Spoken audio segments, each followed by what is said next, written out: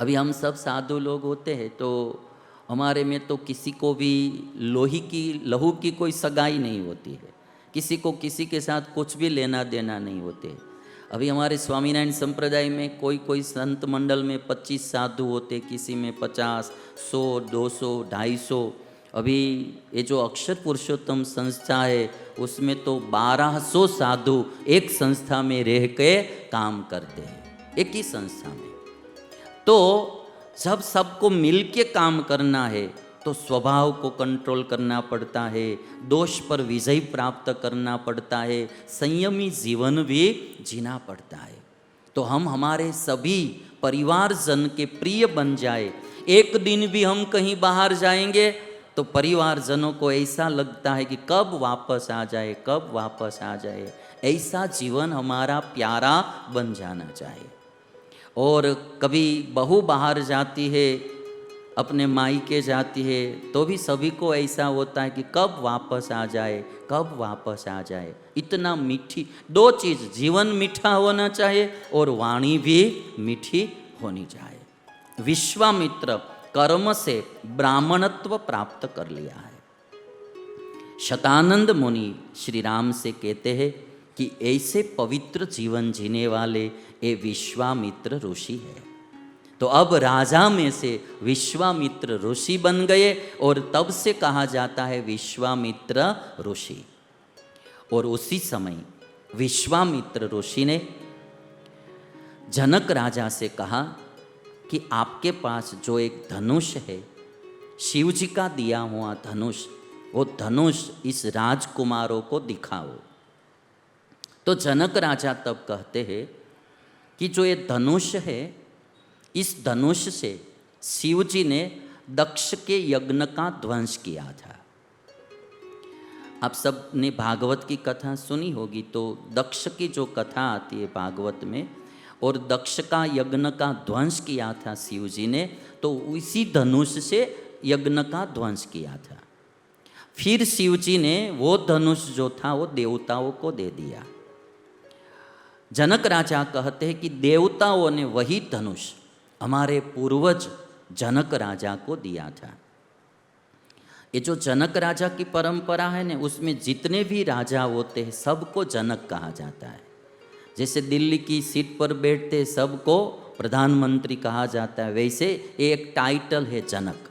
सबसे पहले जो राजा हुए जनक के वंश में, पूर्वजों में, उनका नाम था देवरात। निमि राजा के पुत्र थे देवरात। देवरात को देवताओं ने ये धनुष दिया था। शिव जी का धनुष शिव जी ने देवताओं को दिया, देवताओं ने देवरात को दिया।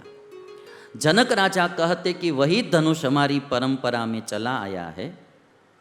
एक दिन मैं हल चला रहा था खेत में, जनक राजा कहते, तो हल चला रहा था, तो हल चलाते समय भूमि में से एक कन्या प्रकट हुई। भूमि में से एक कन्या प्रकट हुई जिसका नाम था सीता। हल का जो अग्रभाग होता है, हल तो आप सबने देखा ही होगा, खेत में जो किसान हल चलाते हैं, हल का जो अग्रभाग होता है, तीक्ष्ण भाग, उसको संस्कृत में सीत कहा जाता है। संस्कृत में उसको सीत कहा जाता है। और सीत से वो कन्या प्रकट हुई, इसलिए उनका नाम सीता रखा गया है। सीत से प्रकट हुई इसलिए उनका नाम सीता रखा गया है। सीता नाम क्यों पड़ा वो कभी किसी को पता नहीं होता, इसलिए मैंने आपको ये बात बताई। श्रीमद् भागवत में ये बात कही गई है, सीत से उत्पन्न हुई कन्या, इसके कारण उसका नाम सीता रखा गया।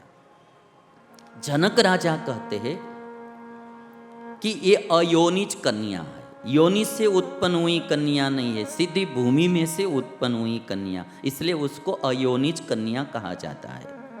द्रौपदी भी अयोनिज कन्या है, सीता जी भी अयोनिज कन्या है।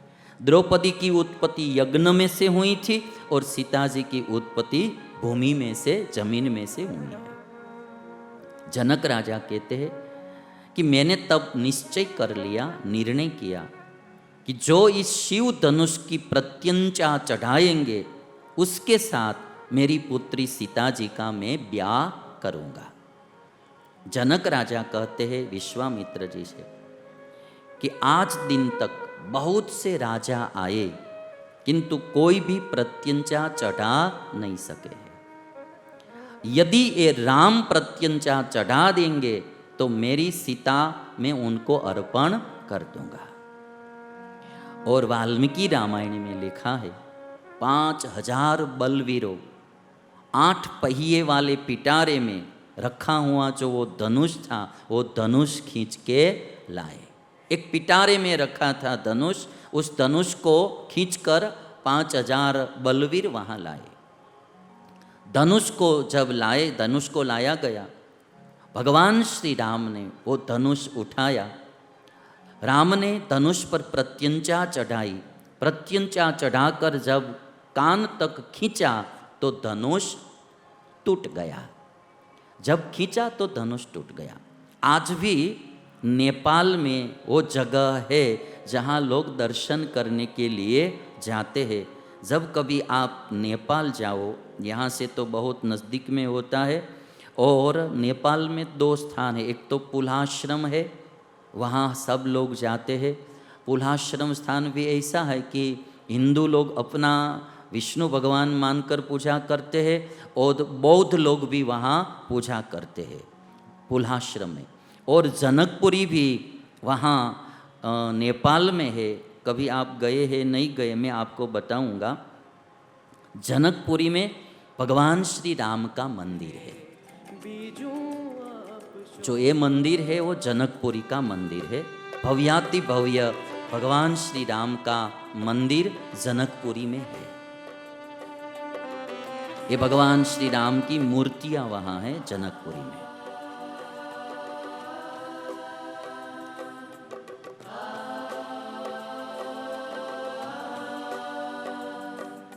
बहुत बड़ा तालाब भी है वहाँ और स्वच्छ है। जमशेदपुर जितना स्वच्छ है तालाब भी। आपकी स्वच्छता मुझे बहुत पसंद आ गई। जमशेदपुर में स्वच्छता बहुत अच्छी है, डिसिप्लिन भी है, ट्रैफिक नियमों का पालन किया जाता है। स्पेशली ये बिष्टुपुर जो है इलाके में बहुत अच्छी व्यवस्था है। ग्रीनरी भी अच्छी है, स्वच्छता भी अच्छी है। इसलिए आप लोगों को जमशेदपुर छोड़कर कहीं जाने का मन ही नहीं होगा। कहीं जाएंगे तो फिर वापस आ जाएंगे जमशेदपुर में, क्योंकि बहुत अच्छा है और मैनेजमेंट बहुत अच्छा हो रहा है। यह सभी जमशेदपुर वासी के लिए बहुत बड़े भाग्य की बात है। और अब मैं वो स्थान बताऊंगा जहाँ धनुष भंग किया गया था। अभी ऐसा धनुष आकार की ही वो जगह है, ऐसा कहा जाता है वहाँ कि यहाँ भगवान श्री राम ने धनुष भंग किया था।